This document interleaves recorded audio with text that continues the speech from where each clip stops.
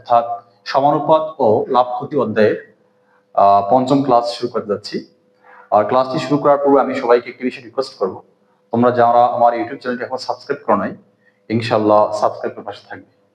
So চলো শুরু করে আজকে ক্লাসটি।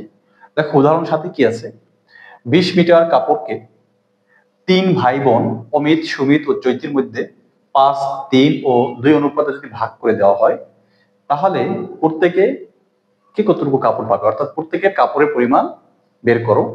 সো আমরা একটা বিষয় লক্ষ্য করো, এখানে আমাদের মোট কাপড় হচ্ছে 20 মিটার এবং ভাই বোন হচ্ছে 3 জন, অমিত, সুমিত ও চৈতি।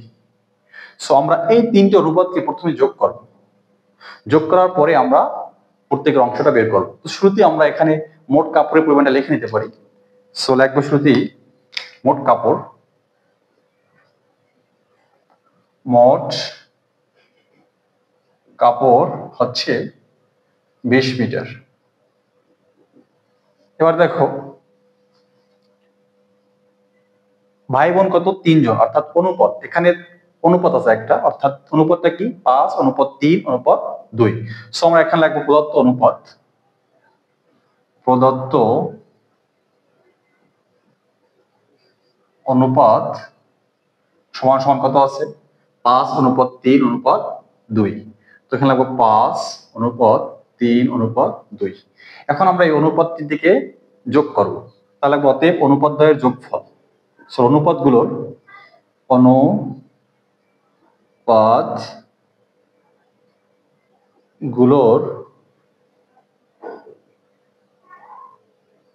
যোগফল সমান সমান 5 যোগ 3 যোগ 2 সমান সমান যোগ করলে কত হয়, 5 3 8 আর 2 10, অর্থাৎ 10। এবার আমরা প্রত্যেকের অংশটা বের করব। দেখো প্রথমে কার অংশটা বের করবো, অমিত, অমিতেরটা। অমিত মানে কত 5, আর সুমিত কত 3, আর চৈতি কত 2। অতএব লাগবো অমিতের অংশ বা অমিত কাপড় পাবে,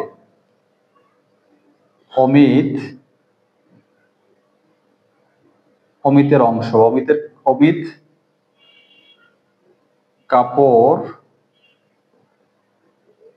পাবে মোট কাপড় কত 20, 20 এর কত 10, এই যে 10 আর 3 যোগ করার পরে 10 ভাগের কত 5 ভাগ, এত।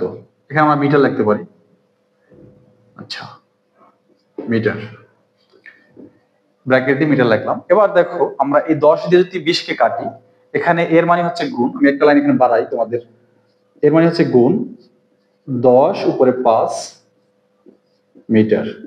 10 দ্বারা যদি 20 এর কাটো কত হয় 2। এবার 2 আর 5 গুণ করলে কত হয়, 5 দুগুণে 10, অর্থাৎ কত মিটার, 10 মিটার। এবার দেখো অমিতের পর কি আছে, সুমিত, সুমিত কাপড় পাবে,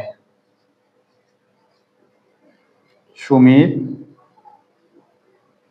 কাপড় পাবে কত, এখানেও সেম 20 এর, অর্থাৎ 20 ভাগের মোটের 20 এর কত, নিচে 10 আর সুমিত কত 3, উপরে হবে 3 মিটার। এবার দেখো এর মানে হচ্ছে কি গুণ, এখানে এখানে কাটলেও হয়, তবু আমি একটা লাইন এখানে বাড়াই করছি, এর মানে হচ্ছে গুণ। সো 20 গুণ নিচে 10 উপরে 3। এবার কাটি আমরা, কত যায়, 10 দ্বারা 20 এর কাটলে 2 বার যায়, 10 দুগুণে 20। এবার 2 আর 3 গুণ করলে কত হয়, 6 মিটার, 3 দুগুণে 6। এবং লাস্ট ওয়ান সেটা হচ্ছে চৈতি, চৈতি কাপড় পাবে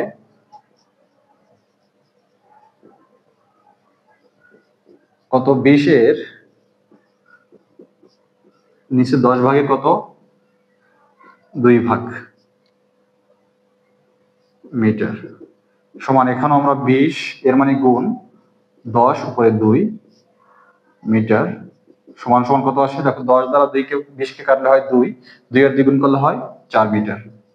দেখো এখন প্রত্যেকে আমরা দেখো কত মিটার পাইছে, অমিত পাইছে 10 মিটার, মোট কাপড় কিন্তু এখানে 20 মিটার, দেখো 20 মিটার হয় কিনা আমাদের। তারপর সুমিত পাইছে 6 মিটার, 10 আর 6 কত 16। এবং লাস্ট ওয়ান সেটা চৈতি পাইছে কত 4 মিটার, 16 আর 4 কত 20 মিটার। এটা হচ্ছে আমাদের আনসার। ইচ্ছা করে আমরা একটু ভিন্নভাবে লিখতে পারি, অমিত পাবে অতএব অমিত পাবে 10 মিটার, সুমিত পাবে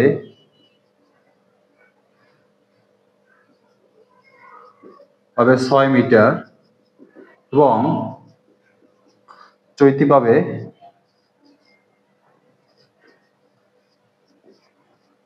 কত 4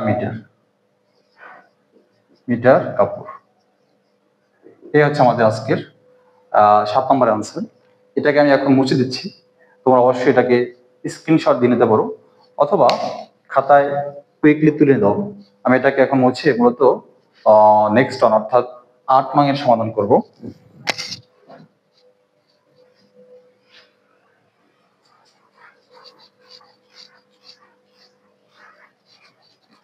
দেখো 8 নং কি আছে, পনির ও তপনের আয়ের অনুপাত হচ্ছে 4:3, অর্থাৎ দুজন ব্যক্তি, পনির একজন তপন একজন, দুজনের আয়ের অনুপাত হচ্ছে 4:3।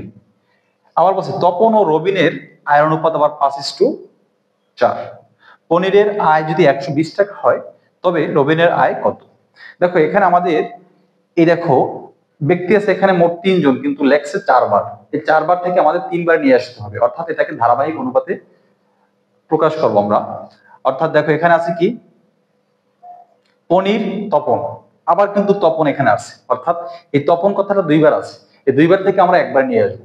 সেই জন্য আমাদের কি করতে হবে, শুরুতে আমরা এই পনির ও তপনের অনুপাতটাকে আমরা কাজ করে নেব।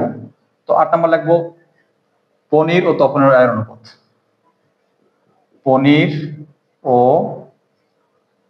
তপনের আয়ের অনুপাত সমান সমান কত? 4:3। 4:3। এখন আমরা এই 4/3 আছে দেখো এখানে, এটাকে আমরা লিখবো এই 4 সংখ্যাটা উপরে লিখবো আর 3 লিখবো নিচে। আমরা জানি অনুপাতের প্রথম রাশিটা হচ্ছে উপরের আর পরেরটা হচ্ছে নিচের। এখন আমরা এখানে দেখো এই 4 এবং 3 কে কি দিয়ে গুণ করবো সেটা একটা বিষয়। পরবর্তী অনুপাতের পূর্ব রাশি দ্বারা গুণ করবো, অর্থাৎ এই 5 দিয়ে এখানে 4 এবং 3 গুণ করবো। 4 গুণ 5, 3 গুণ 5 সমান সমান কত হয়?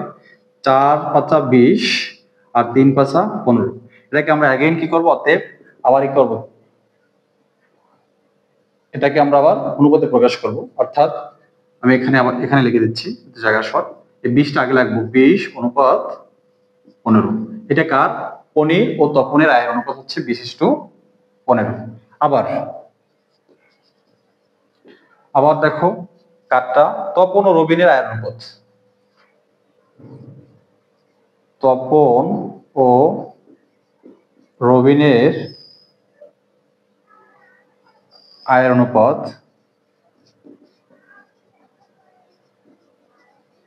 সমান সমান কত আছে দেখো? 5:4। আমরা এখানে লিখবো 5:4। এটাকে আমরা উপরে নিচে লিখবো ভাগ করে। এবার আমরা 5 এবং 4 কে কি দ্বারা গুণ করবো? এটা হচ্ছে, এটা আগেও আমি করে আসছি একদম ফার্স্ট ক্লাসে। দেখো এখানে আমরা এই প্রথম অনুপাতের দ্বিতীয় রাশি দ্বারা গুণ করবো, অর্থাৎ 5 কে আমরা 3 দ্বারা গুণ করবো, আবার 4 কেও 3 দ্বারা গুণ করবো। গুণ করলে কত হয়? 3×5 15 আর নিচে 3×4 12 সমান সমান কি লেখা যায়? 15:12।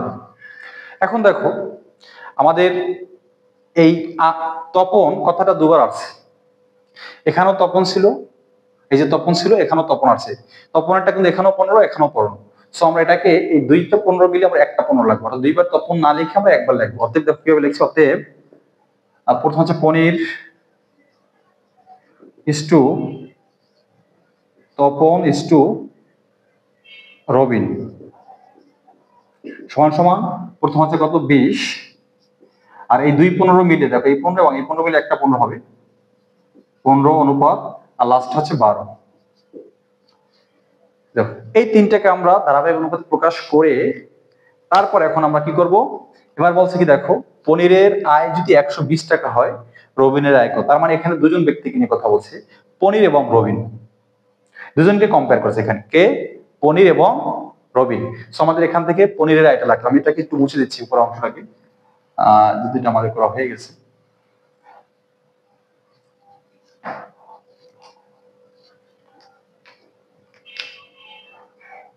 এখানে দিয়ে লিখছি। অতএব এখানে দুজন ব্যক্তি, পনিরের রায় আর কার রায়? রবিনের রায়। তার মানে পনিরের রায় পনিরের রায় এর আয় অনুপাত আর কারটা লাগবো, চাইছে রবিনেরটা। অর্থাৎ পনিরের সাথে কম্পেয়ার করে আমরা রবিনেরটা বের করবো। তার মানে এই দুজনকে লিখতে হবে এখানে, পনিরের রায় ইন্টু অনুপাত রবিনের রায়। দেখো পনির এবং রবিনের আয় অনুপাত কত? এই পনির আর রবিন হচ্ছে, তার মানে পনিরের হচ্ছে কত 20 আর রবিনের কত 12, তাই 20 অনুপাত 12 লাগবে, 20 অনুপাত 12। এটাকে এখন আমি এ পাশে ডান পাশে লিখছি, জায়গা কম। এখন দেখো পনিরের আয়টা উপরে হবে আর রবিনের আয়টা নিচে হবে, বাদলাম এখানে, বা পনিরের আয় নিচে হবে রবিনের আয় সমান, দেখো 20 হবে কোথায়? উপরে, আর 12 হবে কোথায়? নিচে। তাহলে 20 অনুপাত 12। এবার আমরা এটাকে কি করব? দেখো আমাদের পনিরের আয় এখানে দেওয়া আছে 120 টাকা। সো আমরা একটু হারাহারি গুণ করি। আমাদের চাইছে কে? রবিনের আয়টা চাইছে। তো আমরা এখানে কি করব? এই রবিনের আয় আর 20 গুণ করব, আর পনিরের আয় আর 12 গুণ করব। অর্থাৎ আর গুণ বলা হয় এটাকে। অর্থাৎ উপরে এই পক্ষের লব, এই পক্ষের হর, আবার এই পক্ষের লব, এই পক্ষের হর। সো আর গুণ করি। এখন কোনটাকে আগে রাখবো সেটা একটা বিষয়। দেখো যেহেতু এখানে রবিনের আয়টা চাইছে, সো আমরা রবিনটাকে আগে রাখবো। রবিনের আয় গুণ 20, বা রবিনের আয় গুণ 20 ইকুয়াল পনিরের আয়, পনিরের আয় গুণ 12। এবার আমরা বা লেখে রবিনের আয়টাকে রাখবো, রবিনের আয় সমান সমান, এখানে পনিরের আয় দেখো উপরে কত আছে? পনিরের আয় কত এখানে দেওয়া আছে? 120 টাকা। তার মানে উপরে পনিরের আগে আয় এখানে যা আছে, এখানে আমরা কত বসবো? 120 বসাবো, গুণ আছে কত? 12। আর এই 20 যেখানে আছে গুণ অবস্থা, আমরা জানি গুণে থাকলে সেটা ডান পক্ষে গিয়ে কোথা চলে যায়? একটা সংখ্যা থাকলে সেটা ভাগে চলে যায়। সো এখানে আমরা 20 লিখলাম, অর্থাৎ ভাগে নিয়ে গেলাম। আমি আবার বলছি, দেখো এখানে রবিনের আয়টা যেহেতু চাইছে আমাদের, সো এখানে রবিনারটা রেখে এই 20 কে আমরা ভাগে নিয়ে গেলাম। আর উপরে পনিরের আয় কত? 120 গুণ 12, এখানে দেওয়া আছে পনিরের আয় 120। এবার আমরা কাটাকাটি করবো। দেখো এখানে আমরা যদি এই 20 দ্বারা 120 কে কাটি, তাহলে হয় 6 বার যায়, অর্থাৎ 6 কুড়ি 120। এবার 6 আর 12 গুণ করলে কত হয়? 6 বারং 72 টাকা। অতএব এটা কার আয়? অতএব রবিনের আয় সমান সমান 72 টাকা। এটা হচ্ছে আমাদের আনসার। আজকের ক্লাসটি আমরা এখানেই শেষ করছি। আল্লাহ হাফেজ। আবার দেখা হবে অন্য কোনো ভিডিওতে বা ক্লাসে। আর তোমাদেরকে আমি একটা বিষয় রিকোয়েস্ট করবো, সেটা হচ্ছে তোমরা অবশ্যই এই ক্লাসগুলো পার্ট বাই পার্ট আকারে দেখবে ইনশাআল্লাহ।